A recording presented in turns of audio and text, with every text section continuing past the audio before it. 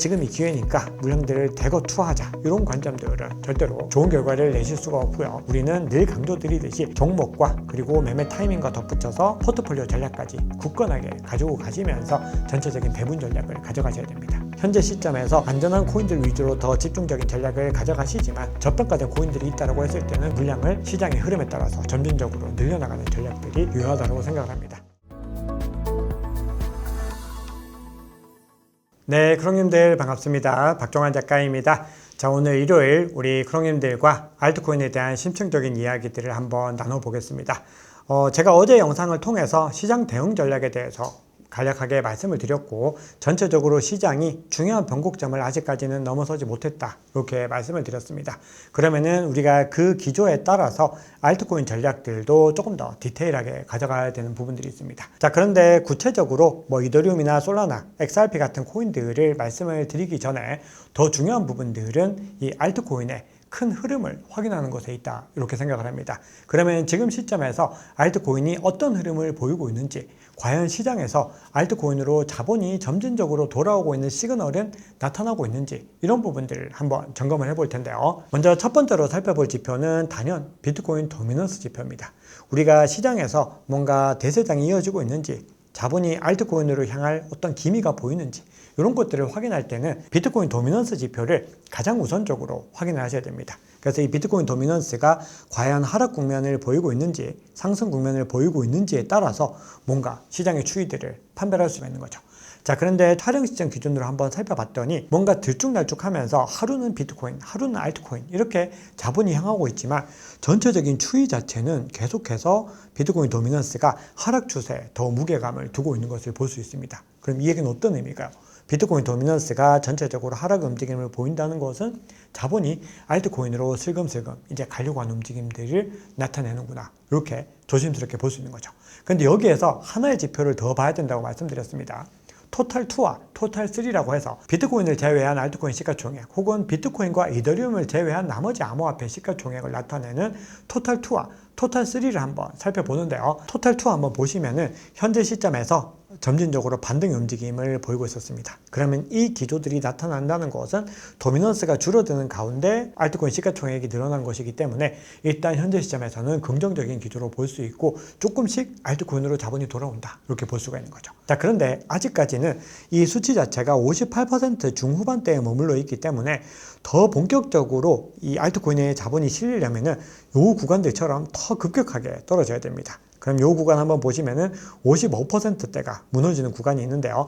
이때 더 본격적으로 알트코인으로 자본이 월등하게 실리고 있는구나 라는 걸 확인할 수 있고, 사실은 더 안심하려면은 이 구간에서 50%대까지는 떨어져 줘야지, 아, 이제 알트코인 시즌이라고 불리는 그 구간들이 왔구나, 이렇게 볼 수가 있는 거죠. 하지만 지금은 뭔가 알트코인으로 자본이 점진적으로 가는 것 같은 흐름은 보이지만 본격적이지 못하다, 이렇게 볼 수 있습니다. 자, 다음으로는 TVL을 좀 살펴봐야 되는데요. 온체인 상에서 이 자본이 얼마나 축적이 되고 있는지 전체 예치 자금을 통해서 볼 수 있는데 바로 TVL입니다.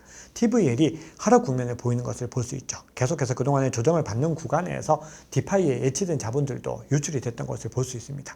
그러면은 지금 시점에서 뭔가 시장에 본격적으로 유입이 된다라고 봤을 때는 TVL이 반등하는 구간들을 예의주시해 보면은 도움이 된다, 그렇게 생각을 합니다. 그러면은 앞서 보여드렸던 비트코인 도미넌스와 알트코인 시가총액, 그리고 TVL, 여기에 덧붙여서 알트코인 시즌 인덱스라든지 추가적인 지표들을 활용해가지고 시장의 흐름이 바뀌었구나, 이 부분들을 짐작을 해볼 수가 있는 겁니다. 자, 그러면 이런 전체적인 기조 하에서 지금 시점에서 어떤 이벤트들을 가장 중요하게 봐야 되는지 한번 살펴봐야 되는데, 먼저 이더리움을 한번 살펴봐야 됩니다. 이더리움이 현재까지는 12월 3일을 기점으로 해서 이 푸사카 업그레이드의 적용이 예정이 되어 있는데, 더 가까워지면은 이 일정 자체가 조금 더 연기될 가능성도 물론 염두에 둬야 됩니다. 그런데 만약에 이 푸사카 업그레이드가 적용이 된다고 했을 때는 레이어 2를 중심으로 해서 확장성이 크게 더 늘어나는 데다가 가스비가 대폭 절감이 되면서 여기에 대해서 비트와이즈는 수익은 5배에서 10배 정도 더 증가할 수 있다, 이런 분석을 내놓고 있습니다. 그러면서 비트와이즈가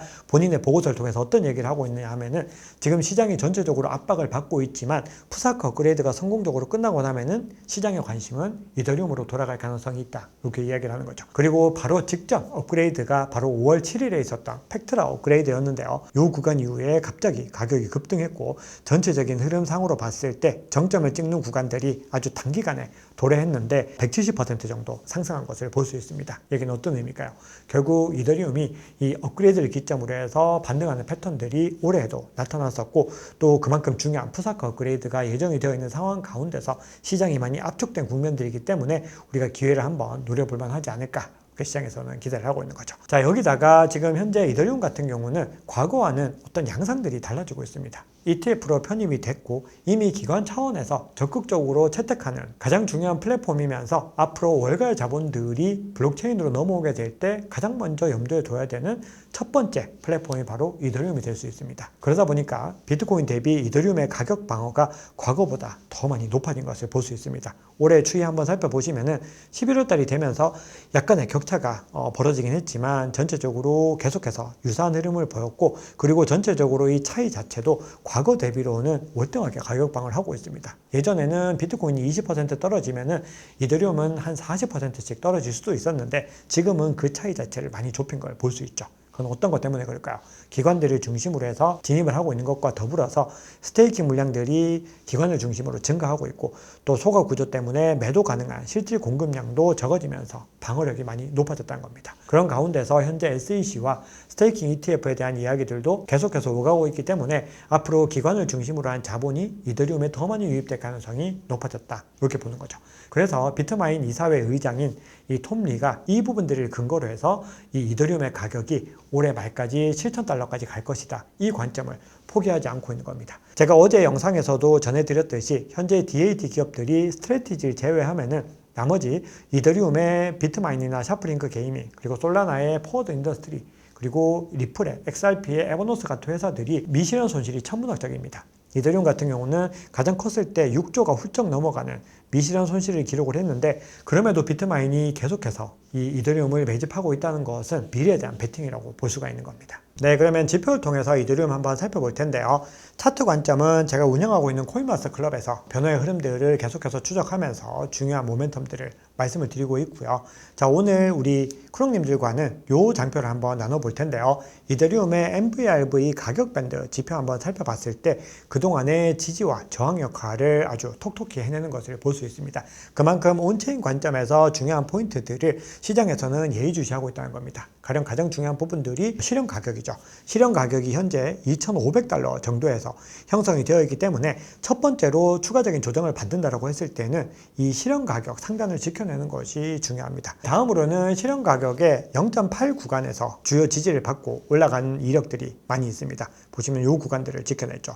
바로 파란색 선인데 이 구간이 현재 2,000달러에 형성이 되어 있습니다. 그래서 지금 1,000일線기준으로는 이더리움이 3,000달러를 상회하고 있는데, 만약에 이 구간에서 하방 이탈했을 때 2,800달러라고 하는 핵심적인 지지 구간을 지켜야 되고, 만약에 그 구간을 지키지 못했을 때는 이 두 개 구간까지 하방 이탈하고 올라올 가능성도 열려있다, 이렇게 볼 수가 있는 겁니다. 다만 이렇게 확정적으로 된다는 것이 아니라 시장의 전체적인 흐름상 뭔가 큰 악재들이 추가적으로 발생했을 때 가격 밴드를 이렇게 볼 수가 있는 거죠. 그럼 우리는 이 수치들을 활용을 하셔가지고 만약에 하방 압력을 받을 때 어떤 구간에서 바이더딥 전략으로 대응을 해야 되는가, 이 부분들을 생각할 수가 있는 겁니다. 네, 다음으로는 솔라나 한번 살펴보겠습니다. 솔라나도 중요한 업그레이드가 예정이 되어 있고, 그리고 거래와 관련된, 그리고 사용성과 관련된 펀더멘털이 높게 유지가 되고 있습니다. 사실상 모든 체인들 중에서 사용성 관점에서는 1위라고 볼 수 있습니다. 최근에 탈중앙화 거래소 거래량과 앱 수수료 매출 또한 1위를 24시간 기준으로 기록을 했는데요. 무엇보다도 중요한 부분들은 ETF에 있습니다.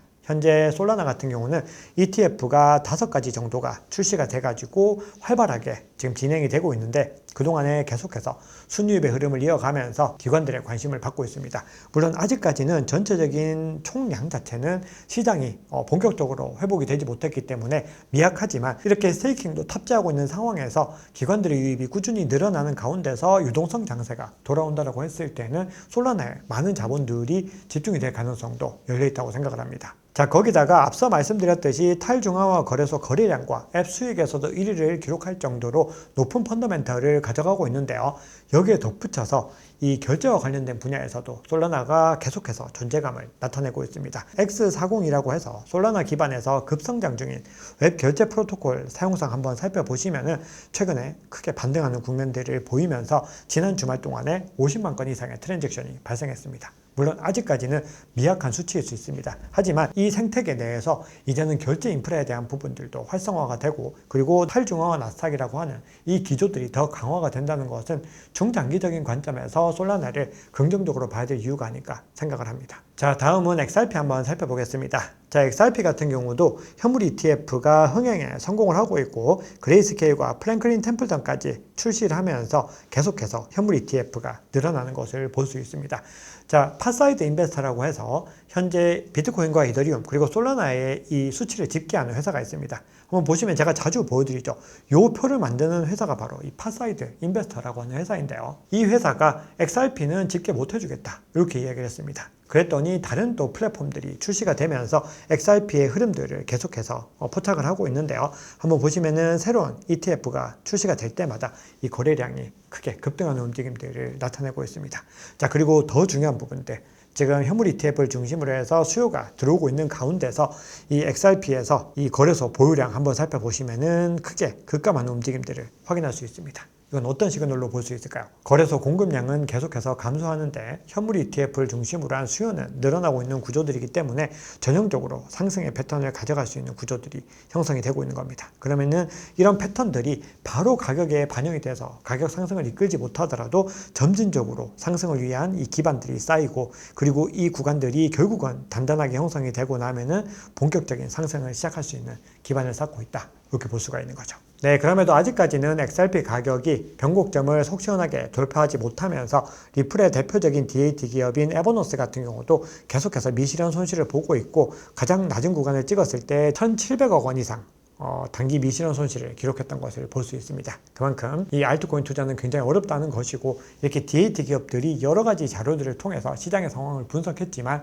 그럼에도 이렇게 깊게 물릴 수가 있다는 겁니다. 그리고 어떻게 보면 에버노스는 처음부터 진입 규모 자체가 상대적으로 작았는데 비트마인 같은 경우는 단기적으로 6조의 이 미실현 손실을 기록을 했었다라는 부분들은 굉장히 이 알트코인 투자가 미국 주식 대비로도 더 어렵다고 볼 수 있지 않을까, 개인적으로 그렇게 생각을 합니다. 자, 다음으로는 수위도 한번 살펴볼 텐데요. 지난주에도 수위 생태계에 대한 부분들을 좀 말씀을 드렸는데, 이번에는 델파이 디지털에서 보고서가 나온 게 있어가지고 이 보고서 내용을 한번 살펴보겠습니다. 이 보고서는 수위가 직접 본인들의 공식 계정에 링크를 달아서 봐라, 수위 살아있다, 이 부분들을 강조한 건데요.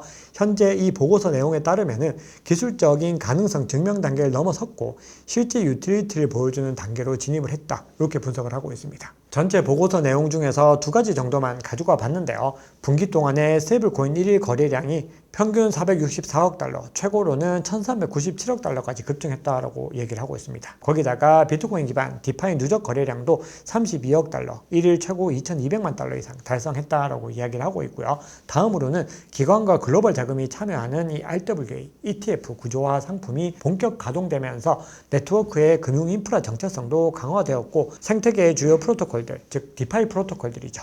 수십억에서 수백억 달러 단위의 거래 예치 규모를 만들어내면서 수위의 이 지속적인 확장성을 뒷받침하고 있다, 이렇게 분석을 하고 있습니다. 자, 그런 가운데 그레이스케일의 GSUI가 미국의 가장 공신력 있는 OTC 마켓입니다. OTCQX에 거래가 개시가 되면서 수위에 대한 미국 투자자들의 접근성도 크게 확장이 됐습니다. 그래서 수위 생태계의 제도권 진입이 더 가속화되는 움직임을 보인 거죠. 거기다가 수위 네트워크로 단기간에 24시간 동안에 24억 달러 규모의 스테이블 코인이 유입된 정황도 아르테미스 터미널을 통해서 포착이 됐습니다. 굉장히 매우 이례적으로 강한 자금 흐름이 포착이 되었기 때문에 현재 수위가 가격적으로는 매우 압박을 받고 있지만 펀더멘털이 계속해서 강하게 유지가 되면서 상승 다이버전스가 계속해서 포착이 되고 있습니다. 그래서 이 구간들이 결국은 또 바닥을 단단히 다지고 나면은 펀더멘털이 되는 코인들은 반등으로 연결이 되는 경우들이 많이 있기 때문에 수위도 현재 시점에서 본인의 포트폴리오 기준에 맞게 매집을 가져가셔야 되지만, 일단 전반적인 펀더멘털 대비 가격 추이는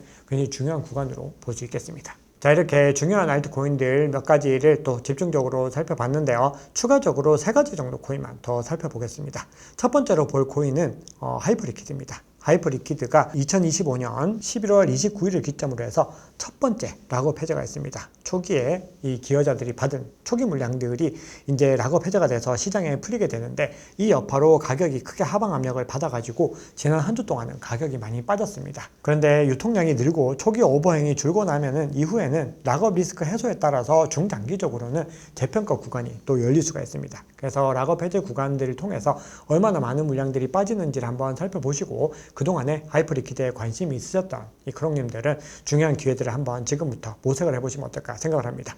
매매 타이밍에 대해서 조금 더 정확한 관점은 코인마스터 클럽을 통해서 확인하실 수가 있습니다. 디파이 코인도 두 가지 정도만 살펴보겠습니다. 탈중앙화 대출 프로토콜의 1인자는 에이브라고 말씀을 드렸죠. 에이브가 지난주 동안에 247만 달러 이상의 수익을 기록을 했는데요. 그동안에 점차적으로 수익 자체가 좀 하방 압력을 받아왔습니다. 시장이 굉장히 좋지 못해서 그런 흐름들을 보인 건데요. 올해 4월에 상호 관세가 있었던 그 기점과 대비해 봤을 때는 시장이 더 공포에 빠졌지만 더 높은 구간을 유지하면서 잘 지켜내고 있는 것을 볼 수 있습니다. 즉 스테이블 코인 차입 수요와 레버리지 포지션 증가가 맞물리면서 이 에이브 토큰의 가치나 수수료 기반 펀더멘털이 개선되고 있는 것을 볼 수 있죠. 거기다가 최근에 디파이가 전체적으로 침체된 국면에서도 이렇게 수익을 유지했다는 부분들을 한번 살펴보시면 좋을 것 같습니다. 자, 다음은 체인링크인데요. 체인링크도 현물 ETF 승인 이슈가 있습니다. 현물 ETF가 이제 승인이 되는데 현재 그런 가운데서도 MVRV G스코어 상으로는 저평가 구간에 위치를 하고 있습니다. 즉 온체인 밸류 대비로서는 가격이 침체된 국면에 있기 때문에 우리가 이 부분들도 펀더멘털 대비 가격의 압박으로 해석을 하면서 전체적으로 상승 다이버전스 기조로서 볼 수가 있습니다.